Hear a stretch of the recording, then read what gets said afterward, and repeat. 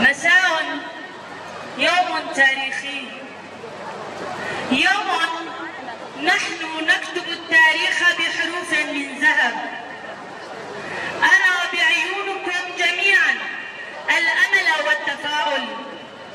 بهذه الإرادة والأمل سنصل إلى تحقيق الحرية الجسدية للقائد عبد الله أوجلان.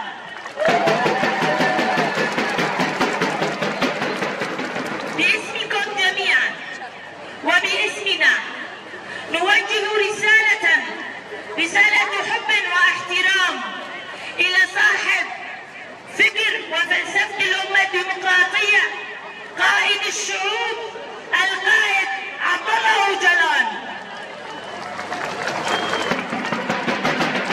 وكما نرسل تحية احترام وتقدير لجهود الجريلا رفاقنا ورفيقاتنا لتلبية نداء القائد وتهيئة أنفسهم لمرحلة جديدة ألا وهي مرحلة السلام والمجتمع الديمقراطي. أيها الأخوة والأخوات، في 27 شباط لقد وجه النداء لكافة الشعوب التواقع للحرية لإنهاء هذا الصراع، هذه الحروب التي تقوم بين كافة الأطراف، وليحل مكانها السلام والأمن والعدالة والمساواة. نعم، ولأول مرة منذ 26 عاما نرى قائدنا عبر وسائل الإعلام مصورا عبر التصوير التلفاز يوجه لنا نداء لننتقل إلى مرحلة جديدة ألا وهي مرحلة النضال من أجل السلام. نعم، هناك الملايين ينادون ويريدون السلام، ولكن وهذا السلام لن يتحقق إلا بحرية القائد عبد الله أوجلان. نعم، إن حزب العمال الكردستاني خطى خطوات جدية أكثر من خطوة لتحقيق السلام على كافة أرجاء الشرق الأوسط، ولكن أردوغان المتمثل بحزب التنمية والعدالة يتقرب دائما بذهنية وعقلية عنجهية ذو قالب ذكوري سلطوي لا يخطو أي خطوة تجاه السلام. ولكن هذه المرة أردوغان بنفسه إن لم يخطو خطوة تجاه السلام فسيكون مصيره مصير حزب البعث، مصير صدام حسين، مصير القذافي. نعم، ليعلم جميعا هذا.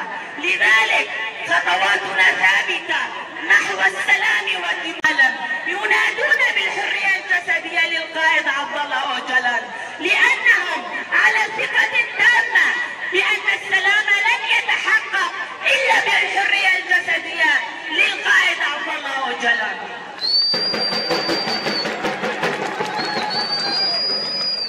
ونحن هنا باسم شعب حلب على ثقة تامة بنداء قائدنا ورفاقنا ورفيقاتنا، ونحن على أتم الاستعداد للفداء بأجسادنا وأولادنا من أجل تحقيق هذا السلام.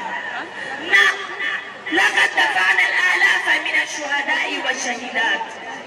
القائد في سجنه أهدى لنا مشروع يتحرر فيه كافة الشعوب، إيديولوجيا تتحرر فيها المرأة، ونحن هنا مدينون للقائد عبد الله أوجلان. نعم، نحن مدينون للقائد عبد الله أوجلان. لقد خضنا نضالا منذ 50 سنة لإثبات الهوية، لإثبات الوجود، وها نحن اليوم أثبتنا بوجودنا من خلال ثورة الكرامة، من خلال ثورة رجابة بقيادة المرأة الحرة. هذه النضال سيتوج بمرحلة جديدة، بنضال جديد، نضال سياسي قانوني لنثبت هذا الوجود.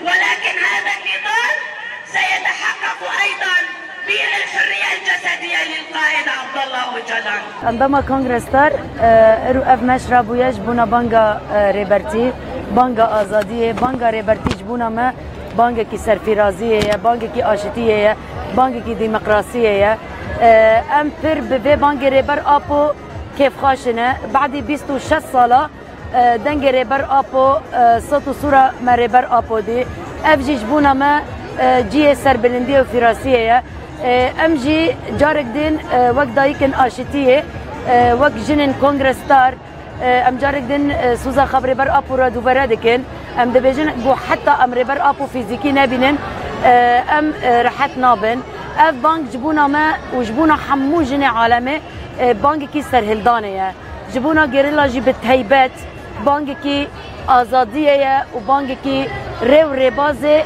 حمو دنیا پیوره گوراندن وحتى جو امر بر ابو فيزيكي نفخذ نبينن امتم لجالاكيا بن وهر بجي ريبر ابو وهر بجي